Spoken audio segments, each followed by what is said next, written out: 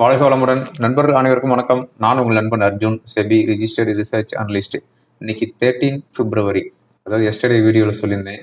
சாதாரண வெள்ளிக்கிழமைனாலே நம்ம மார்க்கெட் இறங்கும். இதில் 13ஆம் நம்பர் வேற சேர்ந்து வருது. ஸோ 13 பிப்ரவரி இன்னைக்கு மார்க்கெட்டு வச்சு செஞ்சுட்டாங்க. நியர்லி 340 பாயிண்ட் டவுன் ஆயிடுச்சு.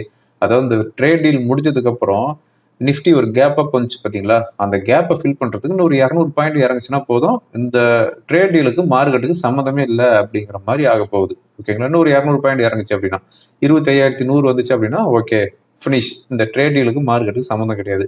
அதனால மார்க்கெட்டில் 5 பைசா பிரோஜனம் கிடையாது அப்படிங்கிற மாதிரியான சுச்சுவேஷன் கிரியேட் பண்ண போகிறாங்க. அது நமக்கு நெக்ஸ்ட் வீக் தெரிய போகும். ஓகேங்களா? அதாவது ஈக்விட்டி மார்க்கெட் தான் இறங்குது அப்படின்னு கோல்டில் போய் இன்வெஸ்ட்மெண்ட் பண்ணியிருந்தா அதுவும் இறங்கிட்டு இருக்குது. சரி, சில்வரில் இன்வெஸ்ட்மெண்ட் பண்ணலாம்னா சில்வரும் இறங்கிட்டு இருக்குது. சரி, கிரிப்டோ கரன்சியில் இன்வெஸ்ட்மெண்ட் பண்ணலாம்னா கிரிப்டோ கரன்சி நாயடி பேயடி அடிச்சுக்கிட்டு இருக்கிறாங்க. ஓகே, டாலரில் பண்ணுறோம் இன்வெஸ்ட்மெண்ட் பண்ணலாம்னா டாலரும் வீக் ஆகிட்டு இருக்குது. ஓகேங்களா? இப்போ எல்லா இன்வெஸ்ட்மெண்ட்டுமே டவுன் ஆகிட்டு இருக்குது எக்ஸப்ட் எஃப்டி பாண்டில் இன்வெஸ்ட்மெண்ட் பண்ணது. ஸோ இந்த எஃப்டி பாண்டில் இன்வெஸ்ட்மெண்ட் பண்ணியிருந்தீங்கன்னா ஒரு 6% 8% ஒரு 9% வரையும் பாண்டில் சாலிடான ரிட்டர்ன் கிடைச்சிட்டு இருக்கும். ஸோ இதில் இன்வெஸ்ட்மெண்ட் பண்ணியிருந்தீங்க அப்படின்னா எல்லாமே கதற அடிச்சுக்கிட்டு இருக்கிறாங்க. இதுக்கு ஒரு எண்டே இல்லையா அப்படிங்கிற மாதிரி போயிட்டு இருக்குது. ஓகேங்களா? இன்னைக்கு மார்க்கெட் இறங்குனதுக்கு 5 ரீசன் என்ன, எதனால மார்க்கெட் இன்னைக்கு இவ்வளோ டவுனு. அதாவது யூஎஸ் மார்க்கெட்டு கூட அந்த அளவுக்கு டவுன் ஆக கிடையாது, ஏன்னா நம்ம மார்க்கெட்டு இப்படி வீக் ஆகிட்டு இருக்குது. ஓகேங்களா? ஸோ எல்லாத்தையும் பார்த்தாலும் எங்கேயும் ஸ்கிப் பண்ணா பாருங்க. இந்த வீடியோ உங்களுக்கு கண்டிப்பாக யூஸ்ஃபுல்லாக இருக்கும். இதுவரையும் அர்ஜுன் பங்கு மார்க்கெட் யூடியூப் சேனலை சப்ஸ்கிரைப் பண்ணல அப்படின்னா சப்ஸ்கிரைப் பண்ணிட்டு பாருங்க. ஓகேங்களா? ரைட். இப்போ மார்க்கெட் இறங்கினதுக்கு அந்த 5 ரீசன் என்ன அப்படிங்கிறது மெயினாக பார்க்கணும்.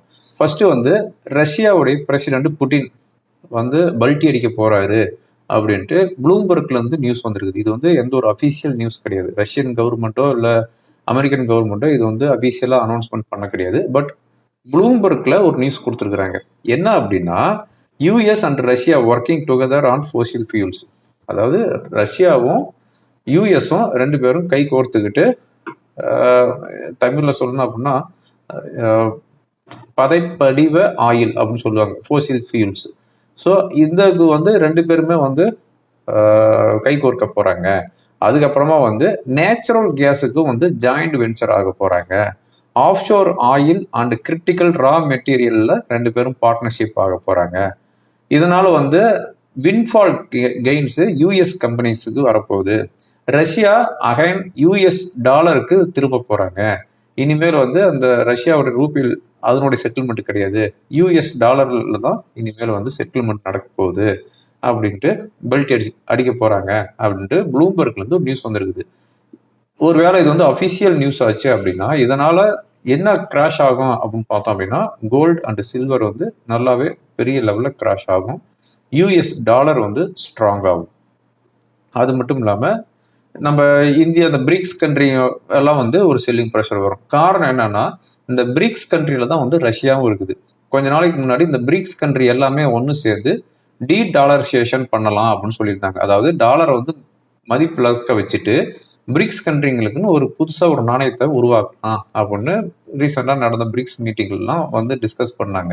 ஆனால் இப்போ ரஷ்யா அகைன் யூஎஸ் டாலருக்கே செட்டில்மெண்ட் போகுது அப்படிங்கிற பட்சத்தில் இது இந்த பிரிக்ஸ் கண்ட்ரிங்களுடைய கரன்சிக்கு சம் ப்ராப்ளம் வரும். ஓகேங்களா? இது ஃபர்ஸ்ட் ரீசன் மார்க்கெட் இறங்குறதுக்கு. செகண்ட் ரீசன் அப்படின்னா ஆந்த்ராபிக், அதாவது ஏஐ டூல். இந்த ஏஐ டூல் வந்ததுனால இந்தியன் ஐடி ஸ்டாக் எல்லாமே நான் எடி பேயடி அடிச்சுக்கிட்டு இருக்கிறாங்க. இந்த ஒரு வாரத்தில் மட்டும் இந்தியன் ஐடி ஸ்டாக்ஸ் 10% டவுன் ஆயிருக்குது. ஓகேங்களா? மெயினாக டிசிஎஸ் எல்லா ஐடி ஸ்டாக்குமே இறங்கிட்டு இருக்குது. இந்த ஆந்த்ராபிக்கோடைய மார்க்கெட் கேபிட்டலைசேஷன் நம்ம இந்தியாவுடைய டாப் ஐடி கம்பெனியோட அதிகமாக வந்திருக்குது அப்படின்ட்டு இன்னைக்கு ரிப்போர்ட் வந்திருக்குது. அதுக்கு அடுத்ததா தேர்ட் ரீசன் என்ன அப்படின்னு பார்த்தோம் அப்படின்னா, யூஎஸ்ல எஸ்டர்டே அன்எம்ப்ளாய்மெண்ட் டேட்டா வந்தது. இந்த அன்எம்ப்ளாய்மெண்ட் டேட்டா ஸ்ட்ராங்காக வந்திருக்குது. ஸோ இந்த ஸ்ட்ராங்காக வந்திருக்கிறதுனால யூஎஸ்ல ரேட் கட்டி இருக்கிறதுக்கு உண்டான வாய்ப்பு இல்லை அப்படின்னு சொல்லியிருக்கிறாங்க. ஓகேங்களா? ஃபோர்த் ரீசன் என்ன அப்படின்னு பார்த்தோம் அப்படின்னா, யூஎஸ் உடைய இன்ஃப்ளேஷன். இந்த வீடியோ நான் 6 o'clock ரெக்கார்ட் பண்ணிட்டு இருக்கிறேன். இப்போ 7 o'clock யூஎஸ் உடைய இன்ஃப்ளேஷன் வரப்போகுது. ப்ரீவியஸாக இருக்கிற இன்ஃப்ளேஷன் 2.7%, இப்போ எக்ஸ்பெக்டேஷன் 2.4%. ஸோ இன்ஃப்ளேஷன் ஒரு பெட்டராக வராது அப்படிங்கிற மாதிரியான ஒரு ஃபோர்காஸ்ட். அதுக்கு அடுத்ததா ஃபிஃப்த் ரீசன் நமக்கெல்லாம் தெரிஞ்சது தான், நம்ம இந்தியன் ருப்பி ரொம்ப வீக் ஆகிட்டு இருக்குது. இப்போ ரீசெண்டாக 92க்கு போச்சு, இன்னைக்கு வந்து 90.70 அரௌண்டில் சஸ்டெயின் ஆகிட்டு இருக்குது. ஸோ இதுதான் வந்து இப்போ இருக்கிற நெகட்டிவ் நியூஸ். எஃப்ஐஸ் செல் பண்ணுறாங்க அப்படிங்கிறத நம்ம இப்போ வந்து சொல்ல முடியாது. காரணம் என்னன்னா, எஃப்ஐஸ் இந்த ஒரு வாரமாக பையிங்கில் தான் இருக்கிறாங்க. அதனால வந்து எஃப்ஐஸ் வந்து அக்ரெசிவாக பைக் பண்ண கிடையாது, பட் ஸ்லைட்லி வந்து பைக் பண்ணிட்டு இருக்கிறாங்க. ஸோ எஃப்ஐ செல் பண்ணுறாங்க அப்படின்ட்டு இந்த 1 வீக் டேட்டா வச்சு நம்ம சொல்ல முடியாது. ஏன்னா இந்த 1 வீக்கில் இந்த லாஸ்ட் 3 days வெனஸ்டே கூட நிஃப்டி வந்து 26,000 இருந்துச்சு. 26,000 ஹை, வெனஸ்டே வந்து ஹை. இன்னைக்கு வந்து 25,470 வந்துருச்சு. ஸோ 530 பாயிண்ட்ஸ் இறங்கிடுச்சு வெனஸ்டே வந்து ஹைக்கும் இன்னைக்கு க்ளோஸ் ஆனதுக்கும். ஓகேங்களா? ஓகே, இப்போ யூஎஸ் மார்க்கெட் பார்த்தோம் அப்படின்னா ஆப்பிள் 6% டவுன் ஆயிருக்குது, சிஸ்கோ 12% டவுனு, அமேசான் 3% டவுன் ஆயிருக்குது. அதாவது இந்த ஏஐ டூலுங்கனால. அதுக்கு அடுத்ததாக வந்து யூஎஸ்ஏடைய 10-year பாண்ட் ஈல்டு 4.1ல சஸ்டெயின் ஆகிட்டு இருக்குது. பிரண்ட் க்ரூட் $68 பெர் பேரலுக்கு வந்துருக்குது. கோல்டு 2.75%, நியர்லி 3% டவுன் ஆயிருக்குது. சில்வர் 9% டவுன் ஆயிருக்குது. பிட்காயின் $65,000 சஸ்டெயின் ஆகிட்டு இருக்குது. அது மட்டும் இல்லாமல் yesterday existing home sales data வந்துச்சு. அது வந்து செப்டம்பர் 2024 லோவஸ்ட் லெவல் வந்திருக்குது. ஓகேங்களா? யூஎஸ் மார்க்கெட் பொறுத்தவரையும் என்ன நடந்திருக்குது அப்படின்னு பார்த்தோம் அப்படின்னா, எஸ்டர்டே பொறுத்த வரையும் அதாவது S&P 500 1.5% டவுன் ஆயிருக்குது. டோ ஃபியூச்சர் 1.3%, நாஸ்டாக் 2% டவுன்ல வந்து க்ளோஸ் ஆயிருக்குது. ஓகேங்களா? ஸோ யூஎஸ் மார்க்கெட் ஒரு பக்கம் இறங்கிட்டு இருக்குது. அதை யூஎஸ் மார்க்கெட்டாவது நல்லா நான் ஸ்டாப்பாக ஏறிட்டு இறங்கிட்டு இருக்குது. ஆனால் நம்ம மார்க்கெட் ஏறாமே இறங்கிட்டு இருக்குது அப்படிங்கிறது தான் வந்து ஒரு மிகுந்த வேதனை கொடுக்குது. ஓகே, இன்னைக்கு மார்னிங் ஏசியன் மார்க்கெட்டை பொறுத்தவரையும் Japanese Nikkei 1.21% and Hang Seng index 1.75%, Shanghai index 1.25% டவுன்ல வந்து க்ளோஸ் ஆயிருது. நம்ம கிஃப்ட் நிஃப்டி ஆல்மோஸ்ட் 175 பாயிண்ட்ஸ் வந்து 200 பாயிண்ட்ஸ் டவுன்ல தான் இண்டிகேட் பண்ணிட்டு இருந்துச்சு.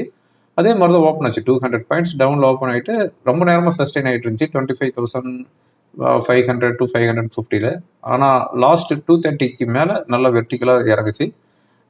ஃபைனலாக வந்து 25,471ல செட்டில் ஆகுது, 1.3%. சென்செக்ஸ் 1048 பாயிண்ட்ஸ் டவுனில் க்ளோஸ் ஆகுது, 1.25%. 82,626ல செட்டில் ஆயிருது. இந்த வாரம் பொறுத்தவரையும் சென்செக்ஸ் அண்ட் நிஃப்டி நியர்லி 1% டவுனில் க்ளோஸ் ஆயிருது. செக்டார் வைஸ் பார்க்கும்போது எல்லா செக்டாருமே நீங்கள் வந்து டவுன் தான். Energy, metal, reality 2% to 3% down ஆயிருக்குது. IT, consumer durables, FMCG, telecom, auto, power, PSC bank, infra, oil and gas இதெல்லாமே வந்து நியர்லி 1% to 1.5% டவுனில் வந்து க்ளோஸ் ஆயிருது. ஐடி இண்டெக்ஸை பொறுத்தவரையும் இந்த ஒரு வாரத்தில் 9% டவுனில் வந்து க்ளோஸ் ஆயிருது. ஓகேங்களா? ருபி 90.64ல செட்டில் ஆகுது, எஸ்டர்டே 90.59ல செட்டில் ஆயிருந்துச்சு. இதுதான் பிறகு முக்கியமான நியூஸு. மற்ற நியூஸ் என்னன்னு பார்த்தோம் அப்படின்னா, ரிலையன்ஸ் ஜெனரல் ஆத்தரைசேஷனில் வந்து வின் பண்ணியிருக்கிறாங்க வெனிசுலா ஆயில் வந்து பை பண்ணுறதுக்காக. ஆர்பிஐ ஐசிஐசி ஏஎம்சிக்கு அப்ரூவ் கொடுத்துருக்குறாங்க. நீங்கள் வந்து கரூர் வைசியா பேங்க் 9.9% ஸ்டேக் வந்து பை பண்ணிக்கலாம் அப்படின்னு ஆர்பிஐ வந்து அப்ரூவ் கொடுத்துருக்குறாங்க.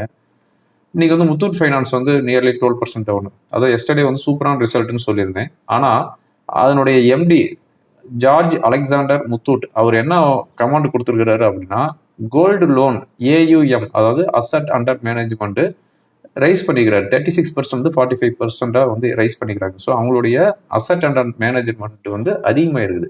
அதனால வந்து முத்தூட் ஃபைனான்ஸ் ஓவர் வேல்யூஷன் வச்சு அடிச்சுட்டாங்கன்னு வச்சுக்காங்களேன். ஸோ இனிமேல் வந்து நல்ல ரிசல்ட்டு அப்படின்ட்டுலாம் போயிட்டு கண்ணை மூடிட்டு வாங்கிடக்கூடாது. ரிசல்ட் வந்ததுக்கப்புறம் அவங்க மேனேஜ்மெண்ட்ல எதுவும் கைடன்ஸ் கொடுக்குறாங்களா அப்படின்னு வாட்ச் பண்ணிட்டு தான் அடுத்துதான் அந்த ஸ்டாக்கை வாங்கணும். ஓகேங்களா? ரைட், இப்போ இருக்கிற முக்கியமான ஈவெண்ட் அப்படின்னு பார்த்தோம் அப்படின்னா, ஃப்ரைடே ஈவினிங் 7 o'clock இன்னும் ஒரு 30 minutesல யூஎஸ்ஓடைய இன்ஃப்ளேஷன் வரப்போகுது. அதுக்கு அடுத்தது வந்து கோர் இன்ஃப்ளேஷன் வரப்போகுது.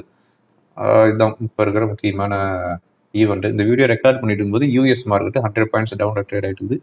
யூரோப் மார்க்கெட்டும் வந்து ஆல்மோஸ்ட் ஃப்ளாட்டாக தான் ட்ரேட் ஆகிட்டு இருக்குது. ஒன்றும் பெருசாக சிக்னிஃபிகண்ட் மூவ்மெண்ட் இல்லை யூரோப் மார்க்கெட்டை பொறுத்த வரைக்கும். ஓகே, இதுதான் மார்க்கெட் இறங்கினதுக்கு ரீசன். மறுபடியும் நெக்ஸ்ட் வீக் நமக்கு மார்க்கெட் எப்படி இருக்க போகுது. நெக்ஸ்ட் வீக் நமக்கு வந்து ஹாலிடேலாம் பற்றி எதுவும் கிடையாது. மகா சிவராத்திரியும் ஹாலிடே வரும், ஆனால் அது வந்து சண்டேவாக போயிடுச்சு. அதனால ஒரு லீவ் வந்து வேஸ்ட்டாக போயிடுச்சு. எனிவே, இப்போ நெக்ஸ்ட் வீக் மார்க்கெட் எப்படி இருக்கும், support and resistance, weekly levels, important data, FIs உடைய பொசிஷன், இது எல்லாமே வந்து சண்டே வீக்லி அனாலிசிஸ் ரிப்போர்ட்டில் ஷேர் பண்ணிடுறேன். ஓகேங்களா? தேங்க்யூ ஃபார் வாட்சிங். வாழ்க்கை வளமுடன்.